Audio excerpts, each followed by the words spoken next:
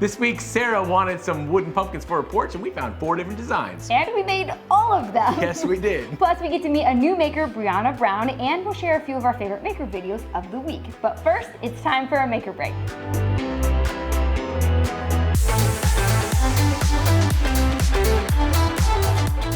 Hey there guys, I'm Rob. And I'm Sarah, and this week I wanted to decorate my porch with pumpkins, just not real ones. Yep, because they rot and smell, right? No, because I like to make things out of wood. Okay, that's fine too. This all started when Sarah sent me a bunch of photos of wooden pumpkins. I asked her which one she wanted to make, and of course she said all of them. Why not? Now, one of these designs required natural edge cookies and stems made of twigs, so we gathered those from around the property, and I cut a branch into a ton of small toppers for the pumpkins. Next, we started gathering scrap.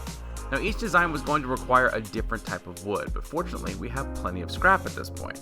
We grabbed some 2x4s, a 4x4, a few pieces of 2x6, and a couple of dowels. Sarah decided to take on the biggest pumpkin first. This would be made up of 9 different 2x4 pieces. 8 would be 8 inches long and 1 would be 10. After they were all cut to size, she stacked them into her pumpkin shape and marked all the outside corners. Then she set the miter saw to 45 degrees and clamped a spare block in place to help her make consistent miter corners where she needed them. Then she brought them over to the assembly table and mocked them up. Will you look at that? It's a pumpkin. After sanding all of them down, she started gluing them together, occasionally using a brad nailer to hold things together while the glue dried. She finally put a few clamps in place for good measure, and we moved on to the next design. So these next pumpkins were, well, super simple. All you really do is take a 4x4 and cut a few different lengths. I think we did 3 inches, 5 inches, and 7. After a bit of sanding, we set a few of our twigs on top, and boom, more pumpkins. Okay, they don't look like pumpkins much yet, but just wait. Next, I grabbed a 2x6, cut off one end to give it a square edge, and then cut off an 8-inch piece. Next, I took it over to the table saw. I adjusted the fence to put the blade about 1/3 of the way across the piece, raised the blade about 1/2 inch, and then ran the piece through on both sides of the front face. This would give us the pumpkin's vertical stripes. Next, I rounded over the top and bottom with a trim router. I could have done this with some aggressive sanding, but routers are fun. Terrifying, but fun. I cleaned the whole thing up with a sander and grabbed another twig top. Boom. Pumpkin again. For our last pumpkin design, we grabbed the cookies we cut earlier with a chainsaw and used our jigsaw to cut a flat bottom on each one. Next, I clamped them into our draw horse and used a Forstner bit to drill a hole in the top of each one. This would let us use dowels for the stems on these. And with that, we had 4 different types of wooden pumpkins, all ready for paint. To color these guys, we used some yellow and dark orange acrylic paint and some bright orange spray paint. Now, the day we painted these, we were in a bit of a time crunch when we realized we had no brushes. So we had to make do with some foam brushes we had laying around, which were, well, less than ideal. But we did our best. The tree cookie pumpkins got their face painted with a combination of the acrylic paints, and they turned out pretty cute. Next, Sarah taped up the stem on her giant 2x4 pumpkin, brought it outside under our beautiful yellow leaves, and sprayed it bright orange. We left that outside to dry and came back in to start painting the blocks. We used the same acrylic paints and terrible foam brush for these as well. I painted 5 sides, mixing the colors as I went. I'll be honest, I didn't really understand these ultra simple block pumpkins until they were painted. Even I have to admit they're pretty adorable. We used a Forstner bit to clear out a small indent for the stems on the blocks and glued the stem in place. Finally, we grabbed the 2x6 pumpkins and painted it as well. Now for this design, we wanted the stem to float above the pumpkin, duplicating the gap we put on the front of it. To do that, we drilled out the pumpkin and the stem and used a small dowel piece to keep them just barely apart. When Sarah's big pumpkin dried, we brought it in, took the tape off the stem, and were ready to paint it green. But when the tape came off, Sarah loved how it looked without any paint, so she left it that way. And that was that. Off camera, we sprayed them with some sealers so they could live outside, and Sarah gave them a home in their new pumpkin patch on her porch. Okay, full disclosure, when you asked me about making these wooden pumpkins this week, I was not super excited about it, but getting to try out all these different things is really actually kind of fun. Right? Okay, and they all turned out absolutely adorable. Now I have this amazing unique pumpkin patch on my front porch. Yep, and they won't rot. Huge bonus.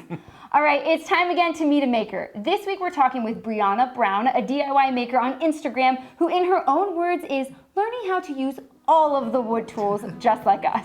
Hey, I'm Brianna. Thank you so much for having me today. A few things that I wanted to share about myself is I'm a wife and I am a mother of 3. And a lot of people think that you can't do DIY when you have kids at home. So I'm here to hopefully prove to people that you can do it yourself with your kids at home. You can either get them involved or you can find times around your schedule to do things on your own. So hopefully I'm here to inspire other parents to do it on their own. Another reason that I love to DIY is because it is not only cost effective, but it is so much more rewarding when you actually make something on your own. That would have to be my orbital sander. I seem to use that on almost every single project that I do. Not only does it save so much time, but I feel like it does a way better job than if I were to sand something just by hand with a little piece of sandpaper. That's a tough one because I personally feel like each project that I've done along the way has been my favorite in a way. I've done everything from, I have stenciled tile floors. I actually built my whole house, not on my own, but with the help of builders, but I built my house. I have done accent walls. I've done a lot of DIY. Recently, this year, I did an accent wall in my daughter's room that was not only very cost effective, but it made a huge, bold impact. So I think that one is probably one of my favorites this year. One of my favorite makers is actually an Instagram friend that I found this year, and his name is Josh Hescott. He is amazing. He is so inspiring, so knowledgeable, and he's willing to help whenever you ask. So if you're not following him, check him out. You will be so happy that you did. Okay, I am currently working on an entire bedroom makeover for a dear sweet friend of mine. She is married and has 3 beautiful boys. 2 of her 3 boys and her husband are all type 1 diabetics. So you can only imagine the medical bills that they go through. So for me to be able to help them create the bedroom of their dreams is more than I could ever imagine. So stay tuned for the reveal of that room soon and many other projects that I have coming along the way. Thanks, Brianna. If any of you guys aren't already following her, you can do so at Brianna Brown on Instagram. All right, Sarah, any favorite videos this week? Yes. So Mike from Modern Builds made this amazing vanity out of epoxy. And if that wasn't cool enough, he made the base out of steel, showing us some welding goodness along the way. A ton of fun to watch. I highly recommend it. All right, any of you guys know what a half moon bench is? Because neither did I. But our buddy Haley over at Honest Work Designs built this beautiful example out of a few 6/4 walnut planks. I don't want to imagine how much those cost. And not only do we like it, it's pretty clear her doggos do too.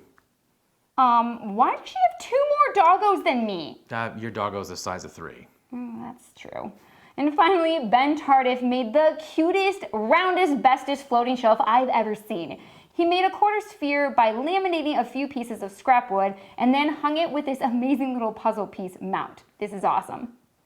All right, last week we celebrated hitting 50,000 subscribers here on Belts and Boxes, and Hart wanted to help us celebrate. Yep, they gave us a 4-piece toolkit and a few extra goodies to give away. Well, do we have a winner? Of course we do. Our winner is Danonator. Oh, that's a for real name. I really hope I'm pronouncing that correctly. Congratulations, Danonator. Last week, Sarah built this amazing shelf. You can watch her do that right here. Special thanks to Hart for sponsoring this episode and reminding us we can make anything we can imagine if we do it with heart. All right, break's over. Let's go make something.